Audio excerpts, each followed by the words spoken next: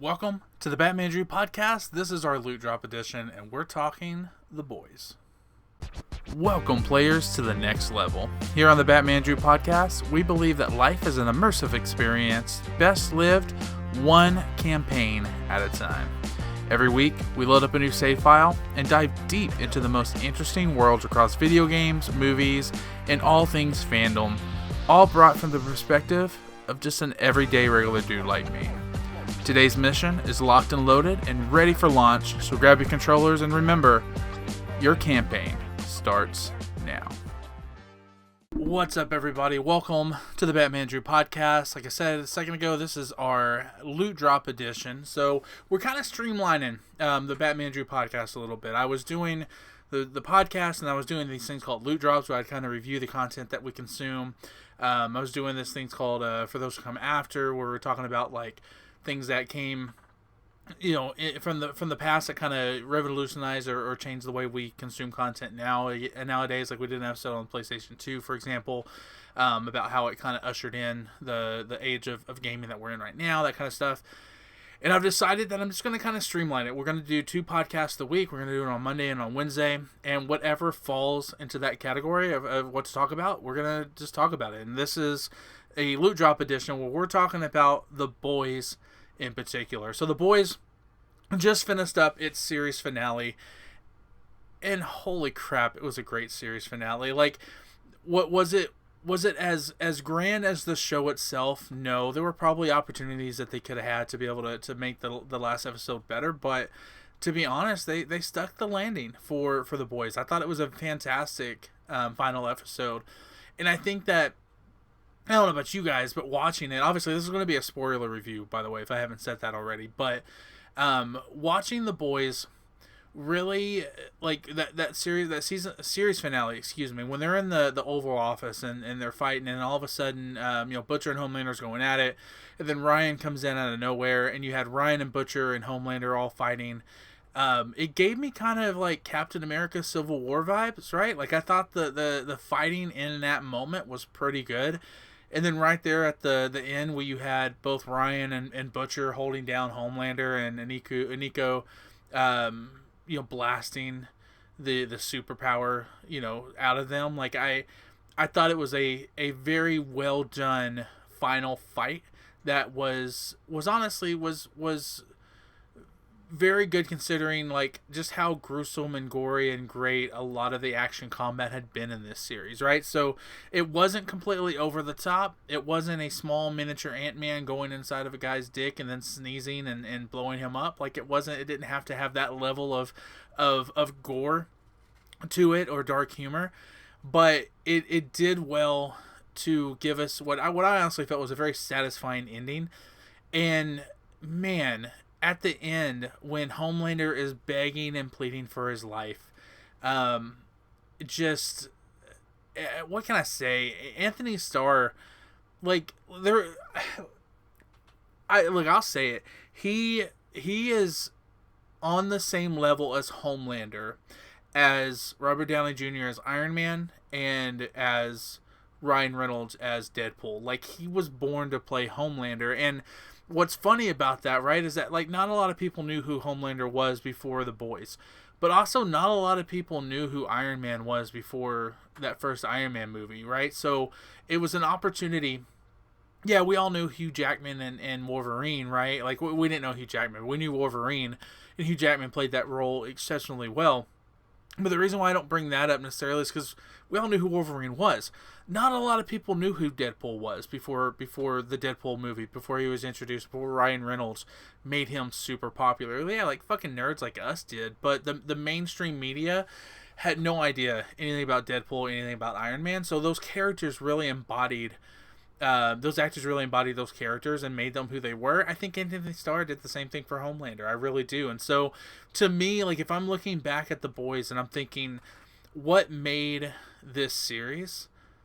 It was Anthony Starr. Like, don't get me wrong, and Butcher, what's his name? Kirk. Shoot, it's gonna really bug the shit out of me if I don't get it. But Butcher, he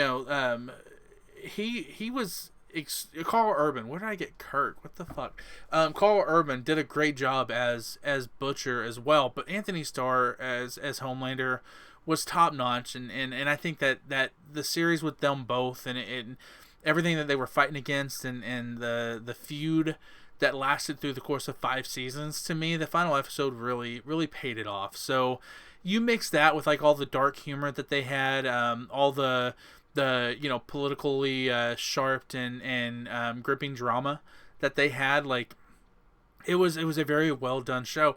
And to be honest, how poetic for it to be capture the essence of our current political like strain as Americans right now. Like, I'm sorry, regardless of what side of the shoe you decide to fall on, I think that you can definitely see ourselves in this show, and I think that's why it did such a great job of one, being able to be relatable to us, allow us to be able to kind of laugh at it a little bit, but also put a mirror up to us and really kind of think like, thank God we don't have superpowers. Like, could you imagine a world where we had people who could do what they would do? Like it just, this show shows exactly what that world would look like. So I'm certainly grateful that's not a world we have, where we live in a world of soups. I seriously am. But when you look at the show in its totality, like from the first episode where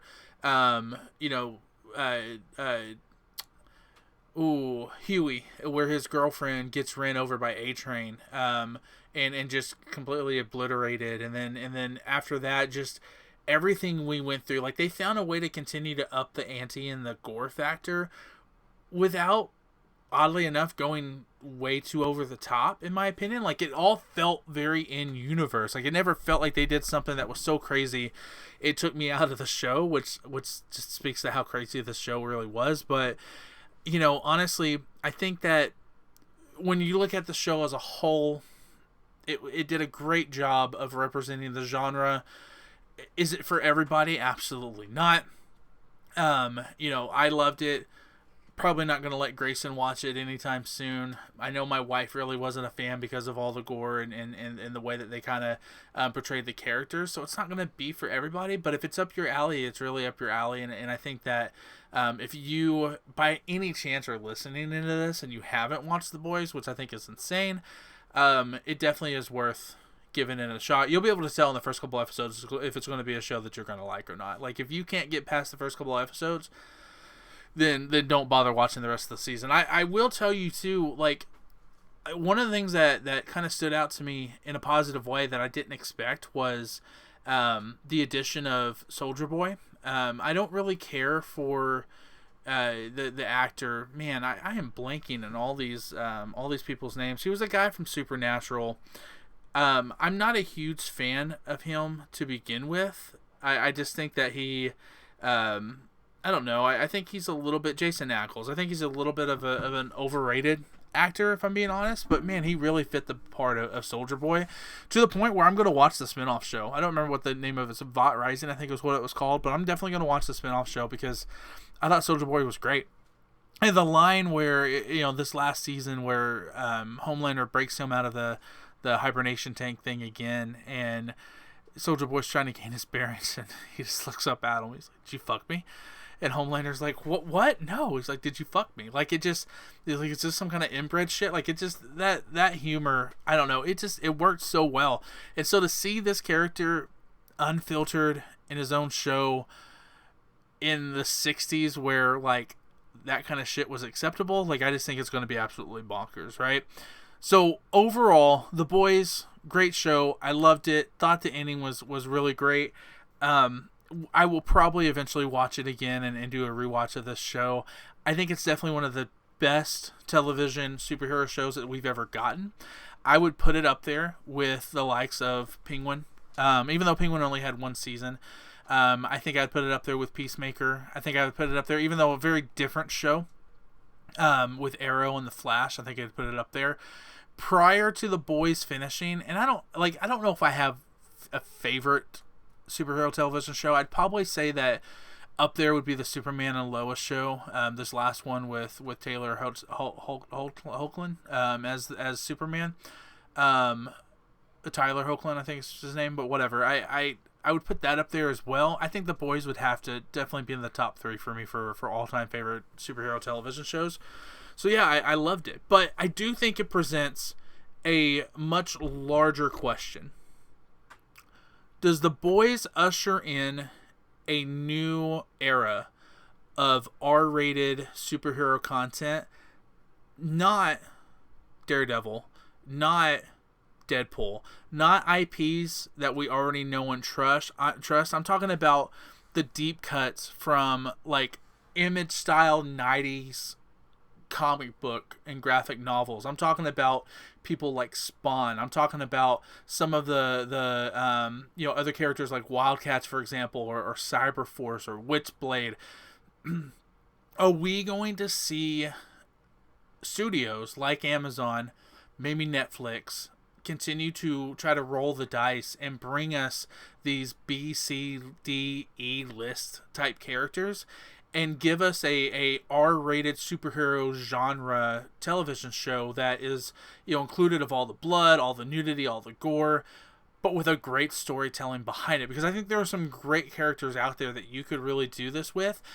Even though Spawn's a little bit more mainstream, I would be willing to bet that people, if you polled just a random 100 people prior to The Boys starting, do you know Homelander and The Boys, or do you know Spawn? I think more people would know Spawn and know that IP. But with that being said, like, I think that, because Todd McFarlane's trying to get a Spawn movie created for so long, why not roll the dice and do a TV series? I think Spawn would be excellent for a TV series. Or if you wanted to go a little bit more higher budget with a little bit more like CGI, I think Wildcats would be great as well. And so when I think about my childhood, right, and the comics that I grew up on, obviously I was a DC kid and I was a Marvel kid, but some of those comic book characters, the kind of ultra violent 90s comic book aesthetic, I think some of those would work really well. And I think what's really going to be the tipping point, if Masters of the Universe comes out in the theaters and is a hit, I think now obviously, don't get me wrong, don't get it twisted. Masters of the Universe, much bigger IP, He-Man, much bigger IP than any of these. But I think you're going to see a little bit more of a reach of looking for IPs that can hit that boy status, that are unfamiliar to the general public, and can kind of bring a darker, grittier feel to it. And I think that I think the tipping point with Masters of the Universe is going to be the nostalgia feeling for it, right? If you created a Wildcats TV show right now, I'm going to feel like I did when I was 10 years old reading that comic again, right? And you mix that into like my dark, twisted humor as an adult, I think you could really have something special there. So I do think that all in all, like, this is going to usher in an age of the mature superhero. And right now, obviously, you have your bigger IPs, Deadpool being the biggest R-rated superhero out there. But that's a trusted property, right? Like, I'm talking about really rolling the dice in a production of some of these, C or D list characters that no one knows. I think it could really be something special if you do it right. And I think The Boys really showed that, right? So just take a grounded character, make it ultra violent, give it some actual meaning. I think we'll show you. And honestly, I think that the public is also telling you that we don't want it from properties like Marvel. Yes, Deadpool aside, but Daredevil wasn't as huge of a hit as I think Disney Plus and Marvel was kind of hoping it would be. From what I understand, audience views dropped from first season to second season. And I'll be honest, for me, it was like 4 episodes in before I got into it. And I was like 2 or 3 episodes behind before I even watched the finale. And in addition, I didn't even do a loot drop review on it. I didn't really care. Like, I loved Daredevil. I loved like the lore of him, and I loved reading him in the comics. But you just know, for as violent as it did get, they weren't going to cross lines because they're Marvel and because it's Disney, right? Amazon showed that they're willing, for good storytelling and for good content, they're willing to cross any fucking line that you draw. And I think that other studios will begin to start taking those risks and gambles with superheroes and IPs like that. So all in all, I do think that this is going to open the door for more of this kind of content. I think The Boys is obviously going to have their own set of spin-off shows, which is going to be great. Very rarely is a spin-off show as good as the original. Most of the time, it's just the original, but just change the names out of a couple of characters, and there you go. It's the same kind of beats and same kind of storyline. So we'll see how the spin-offs go. But if I'm grading the series, this was definitely a legendary drop. I loved The Boys, and it's going to be sorely missed from my rotation of TV shows. I'll tell you that. Amazon definitely showed us that if you treat mature superhero stories with a high production value, you give it a rock solid script, and you don't just hit like the typical tropes of a normal superhero show, and you really go all out there, that you can definitely do something special. And thank you to Amazon for rolling the dice on The Boys and giving us that. So, question for you guys: what did you think about The Boys? Were you happy with the ending of it? Did you enjoy the way the finale set up? Did you think it hit the right notes? I felt like it ended in a very good way, about as best as it could go. And we didn't even talk about, oh my gosh, we didn't even talk about Huey having to kill Butcher at the end of the episode. Like, I didn't expect to see that coming. To be honest, I thought Butcher was going to take his own life at the end of that episode. And so to see him end up at Vought, and the way that ended there with Huey and Homelander, or Huey and Butcher and all that kind of stuff, to me, it was so good. It really was. It was so good. So now that the dust has settled on the finale, did the ending live up to the hype for you? Please let me know in the comments below. And then, who do you think was the real MVP of the series? Obviously, I loved Homelander and Butcher, but if you went aside from them, which supporting character deserved the more spotlight, right? Which one did you think really kind of carried the show? I'd love to be able to keep the conversation going and hear your comments. Lastly, don't forget, drop in the comments below, which graded comic book property would you love to be able to see come to the TV screen? R-rated, obviously. Would it be Spawn? Are you looking for someone else?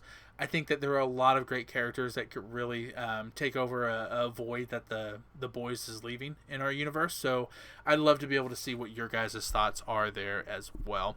Remember to always go like and subscribe, and more importantly, share, because, well, good friends share shitty podcasts with good friends, and that's what we are. We're a shitty podcast, and we want to be able to be shared with your best of friends. So make sure to share this podcast.